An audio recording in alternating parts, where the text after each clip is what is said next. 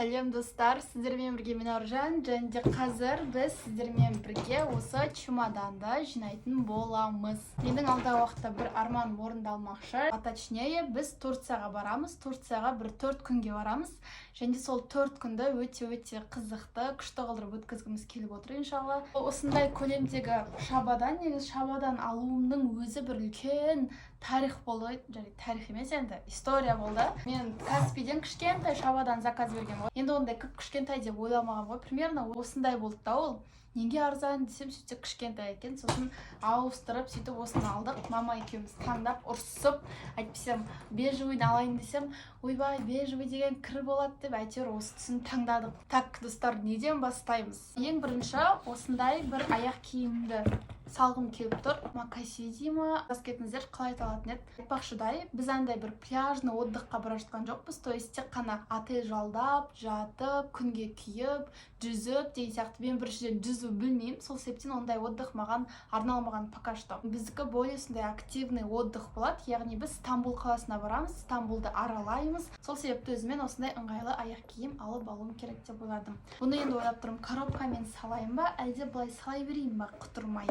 Міндетті түрде пакеттегі ішіндегі ауаны кетіру керек. Әйтсем, ол ауада үлкен бір орын алып тұрады. Ал енді киімдерден осындай бір ақ түсті көйлек алған болатынмын. Как раз осы демалысқа арнап алдым. Стамбулда енді ауа райы біздікінен сәл ыстық болуы мүмкін. Алматы, Шымкенттегідей ауа райы болуы мүмкін. Болуы мүмкін дегенде сондай ғой, зерттедім ғой. Если что, біз деген Турцияға бір ай бұрын билет алдық қой. Сол кезде бір ай бұрын видеолар қарап, Стамбулды зерттеп, қайда бару керек, не істеу керек, не істеуге болмайды деп зерттеп алдым. Уже қазір танып, жаттап алдым Стамбулды. Бұны мен бірінші күні кием деп жоспарлап жатырмын. Маған еще киімдердің тек қана әдемі емес, оның үстіне ыңғайлы болғаны да маңызды деп ыңғайлы киімдерді алуға тырысып жатырмын. Бұның сыртынан мен еще абайка алған болатынмын. Соңғы кезде тренд болып кеткен абайка. Бірақ та ол қазір ательеде қысқартып жатырмын. Үлкен болғасын сәл қысқартып жатырмын. Если что, осылай көрінеді менде. Мешіттерге кіретін болғасын сыртынан бірдеңе кию керек деп абайка алғам. Келесі осындай бір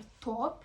Бұл топты мен негізінде Алиэкспресстен 1500 теңгеге тапсырыс берген болатынмын. Сапасы енді күшті болмаса да, бірақ та бір рет киіп суретке түсуге болады. Сол себепті Түркияда осыны киетін боламын. Алдыңғы видеом как раз Алиэкспресстен распаковка болатын.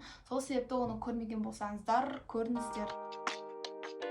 Осындай бір лапша матадағы облегающий жабысып тұратын ашық көйлек. Кстати, мен кіммен бара жатқанымды айтпаппын ғой. Мен Аружан екеуміз, Аружан құрбыммен бара жатырмын. Екеуміз жалғыз барамыз, сол себепті удачно. Сіздерге прикол айтайын ба? Негізінде Аружан қазір уже Турцияда, ол бүгін ұшып барды. Біз екеуміз 2 түрлі күні ұшамыз. Неге қалай десеңіздер, болашақта влогта толық барлығын көрсетемін, түсіндірем. Сол себепті влогты күтіңіздер. Если что, салғасын мен мұнда подсказка қалдырам. Ал мен мұнда енді шабадан жинап жатырмын, мен уже ертең шығам. Келесіде дәл жаңағыдай жабысып тұратын лапша матадағы көйлек, бірақ та түсі басқаша, матасы сәл жұқалау келеді.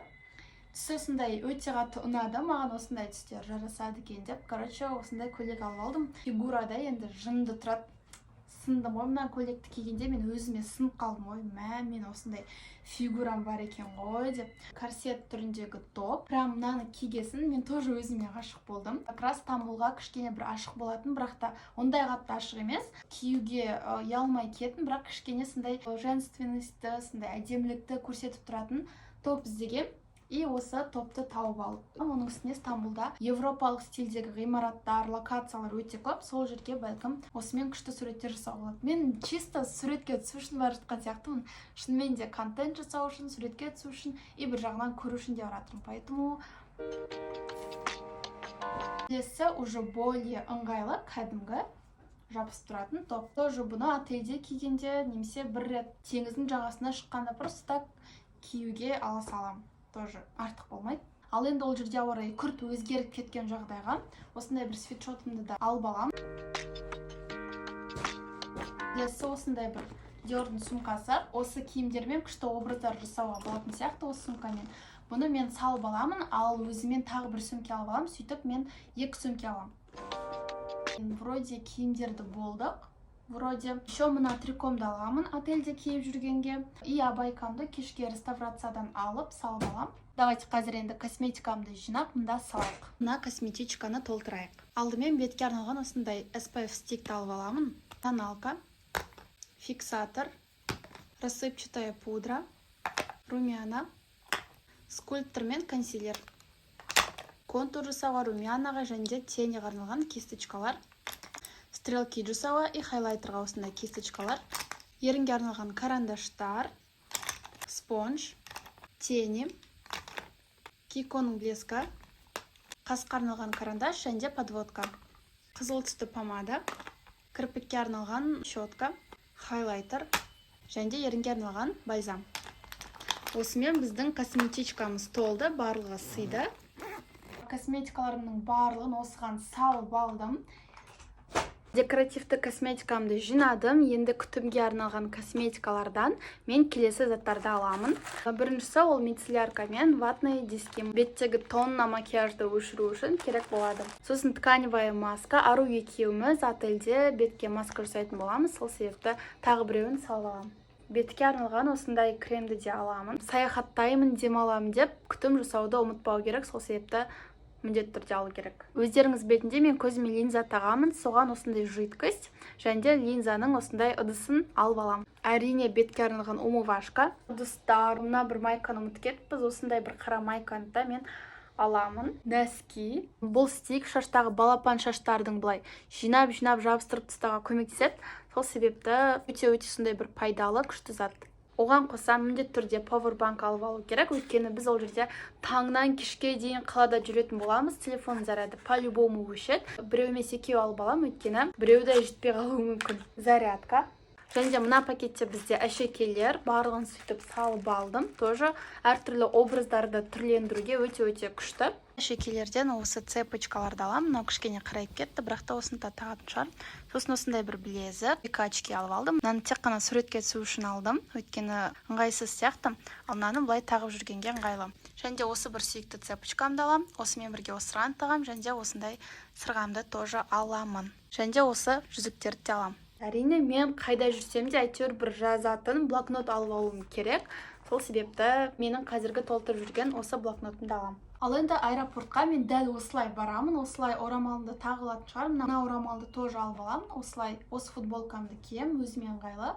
Дәл өстіп, және астыма осы джинсымды киіп аэропортқа барамын. Осы бір сумкамды мен бірден ручная кладь ретінде алып аламын. Ал енді осы сумкамызды толтырайық. Көлемі шамамен осындай. Қатты кішкентай емес, үлкен де емес, біраз зат сыяды. Осында екі қалтасы бар, біреуі сырмамен, біреуі сырмасыз. Сырмасы бар бөлімге түрік лирасын алып аламын. Бұл жерде шамамен 20 000 теңге бар. Салып аламын. Картамен де, наличкамен де төлем жасауға болады, бірақ та картамен төлем жасай алмайтын моменттер болып қалса, онда наличка сумкамда жүреді. Карта демекші, өзімнің Каспи картамызды саламыз.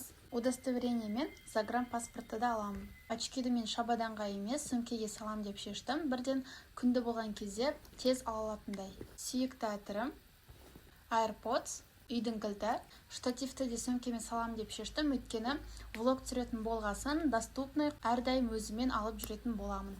Осылай салсам сөмкеге сыймайды, сол себепті екіге бөлеміз.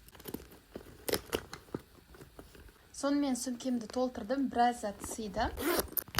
Сонымен достар, чемоданымды жинадым, барлығын салдым. Енді ертең бұйырса жолға шығамыз. Турциядан влогта кездескенше. Пока-пока.